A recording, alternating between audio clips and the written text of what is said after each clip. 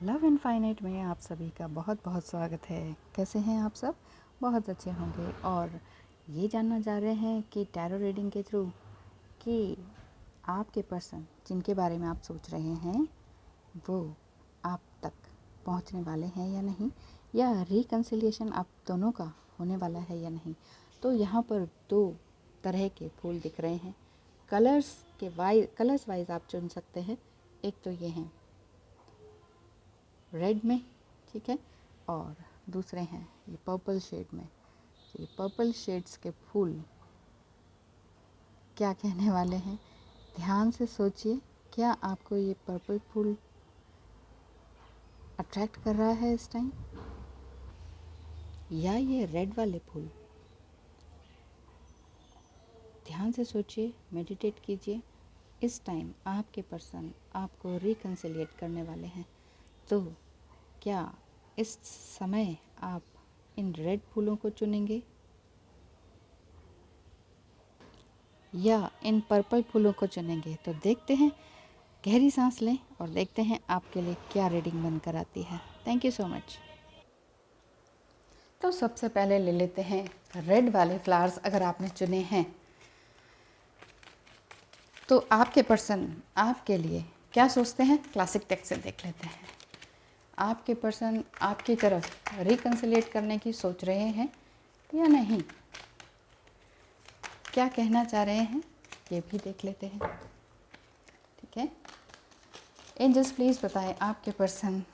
Oh my God, night of pentacles. बहुत नाराज़ हैं, बहुत रिस्पॉन्सिबिलिटीज़ हैं, बहुत ज़्यादा डिफरेंस है आप दोनों के बीच में, बहुत ज़्यादा दूरियां भी हैं, बहुत सारी रिस्पॉन्सिबिलिटी के साथ साथ बहुत दूरियां और स्टकनेस लाइफ में, जो कि उनको आगे बढ़ने के लिए प्रेरित ही नहीं कर रही, लेकिन फिर भी खुश हैं। सोच रहे हैं कि कभी ना कभी तो मिलूँगा। ये कभी ना कभी कब होगा? आपसे रिकन्सिलिएट करने के लिए क्या ये अपनी लाइफ में खुश हैं? जस्ट प्लीज़ पहले ये बताएं, जिनके भी साथ हैं क्या उनके साथ ये बहुत ज़्यादा खुश एनर्जी में हैं, बिल्कुल हैप्पी हैं? इनकी लाइफ कैसी चल रही है? ओ ओ ओ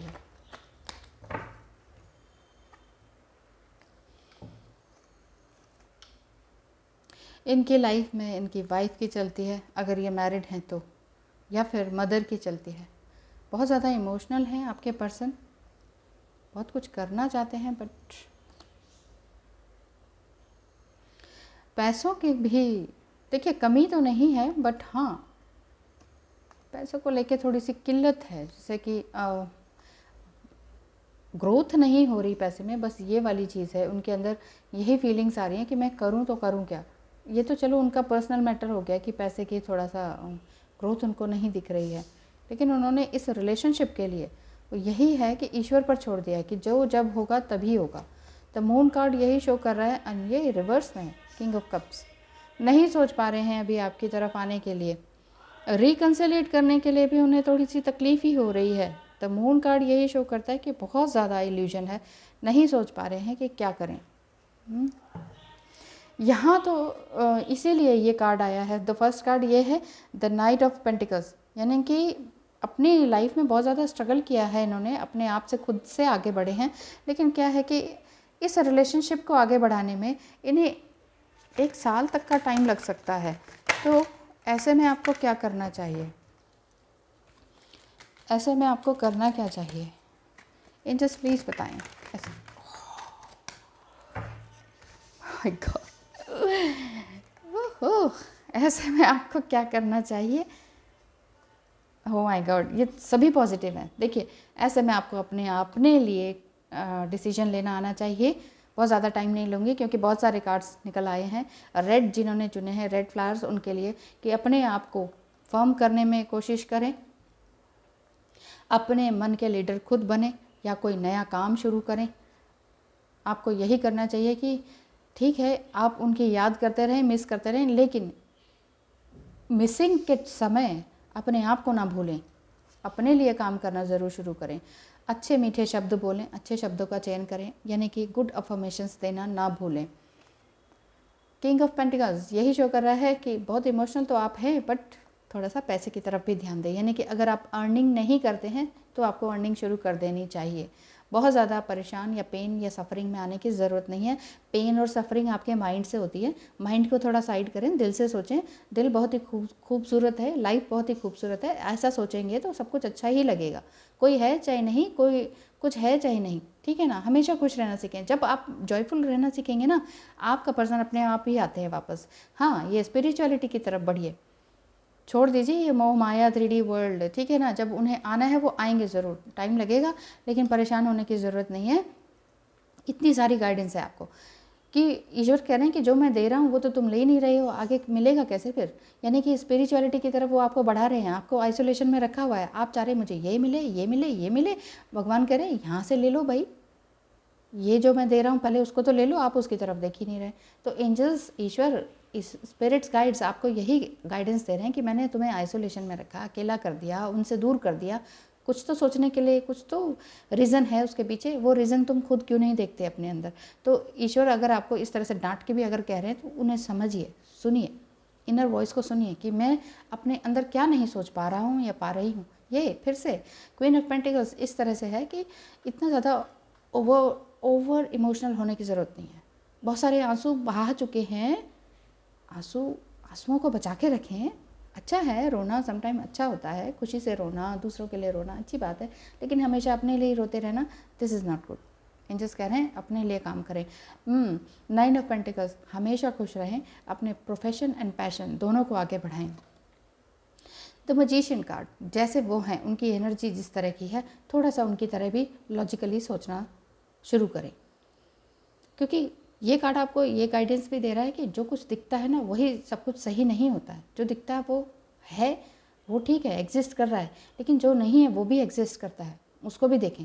जैसे एक जादूगर आपको वो चीज़ दिखाता है जो नहीं है, जो इल्यूजन है, जो सच नहीं है, वो दिखाता है ना।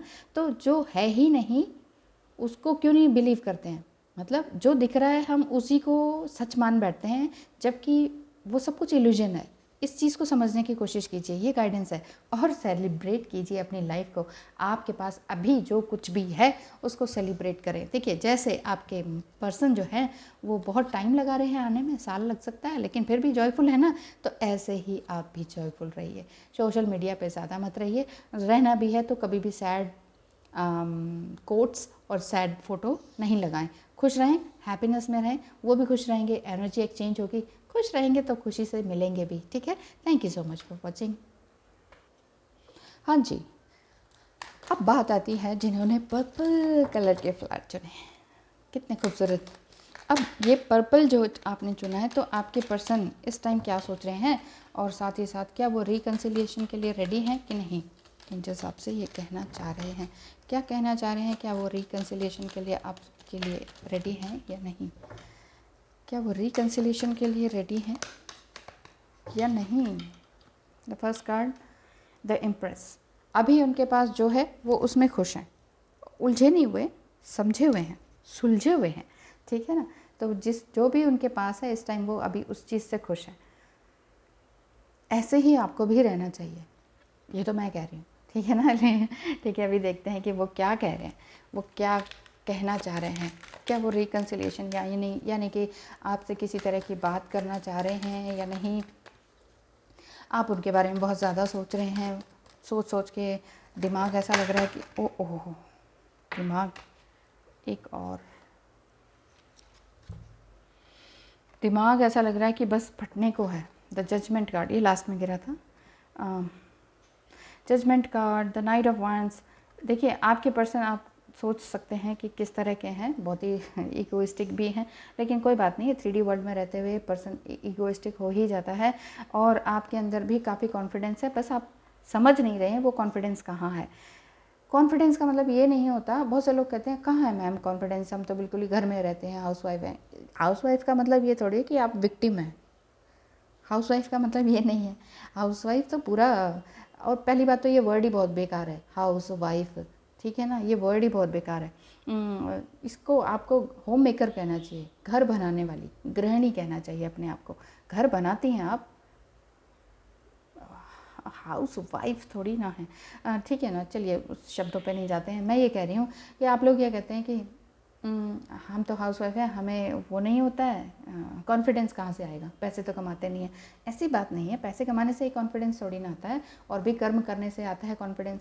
बहुत से लोग ऐसे हैं जो बिल्कुल ही पढ़े लिखे नहीं हैं, लेकिन उनके लोग पैर छूने आते हैं। क्या है रीज़न? अपने अंदर की शक्ति को जगाइए ना, ब्रह्मत्व को जगाइए ना, अपने ज्ञान को बढ़ाइए। ज्ञान के आगे दुनिया झुकती है, ज्ञान के आगे दुनिया झुकती है, अपने ज्ञान को बढ़ाइए। ठीक है, हाँ मैं कहाँ उपदेश देने लग जाती हूँ। अब आप कहेंगे कि चलिए द टू ऑफ सॉर्ड्स, आपके पर्सन कह रहे हैं कि नहीं नहीं अभी बात नहीं हो सकती है, ठीक है ना, अभी तो मैं बात ही नहीं कर रहा हूँ। क्या पता उन्होंने ब्लॉक किया या आपने गुस्से से ब्लॉक किया, क्योंकि वो थोड़े से ईगोइस्टिक हैं। आपने कहा जाओ जाओ भाई जाओ, अब कहीं भी जाओ, मैं तो ब्लॉक कर रही हूँ, है ना, ऐसा आपके अंदर आया है। और साथ ही साथ है 9 ऑफ वांड्स। अब आपने कहा कि मैं अब कोई बहुत ज़्यादा रिस्पॉन्सिबिलिटी नहीं लेने वाली हूँ, जो भी है सब बहुत अच्छा है, मुझे ज़्यादा परेशान ना करो। 2 ऑफ वांड्स। लेकिन फिर भी इंतज़ार है। क्यों इंतज़ार है? बहुत इंतज़ार है आपका, आपको उनका। और 5 ऑफ वर्ड्स, 5 ऑफ सॉर्ड्स जो है रिवर्स में आया है। 5 ऑफ सॉर्ड्स यानी कि वो अभी तो कोई रिएक्शन नहीं ले रहे हैं, बड़े मस्ती मज़े में बैठे हुए हैं, पूरे ग्राउंडेड फील कर रहे हैं अभी तो। एंजल्स प्लीज़ बताएं, अगर ये किसी तरह की इतनी उलझी हुई रीडिंग लग रही है, ये रिकन्सिलेशन कब होगा, कब बात करना चाह रहे हैं, ये बता दीजिए बस। एक कब बात करना चाह रहे हैं। This is 10 of pentacles. ये भी बहुत लंबा टाइम निकल रहा है। अब क्या बताऊँ कितना बड़ा टाइम है, बहुत ज़्यादा टाइम है। और आप दोनों के बीच में जो भी मिसअंडरस्टैंडिंग हुई है उसको पहले क्लियर कीजिए, और आपके अंदर जो नेगेटिविटी है पहले उसको क्लियर कीजिए। बात कहीं ना कहीं सुलझेगी ज़रूर, ठीक है ना। 10 ऑफ पेंटिकल्स काफ़ी लंबा टाइम बता रहे हैं रिकन्सिलेशन का। क्या वो रिकन्सिलेशन करना चाहते भी हैं या नहीं? इतना सालों का गैप नहीं हो सकता ना, इतना वेट तो नहीं हो सकता है। एक ले लेते हैं ये वाला 3 ऑफ वांड्स। 3 ऑफ वांड्स क्या कहता है? यही कहता है कि हो सकता है कि 3 वीक्स के अंदर वो आ जाएं और आपसे बात करें।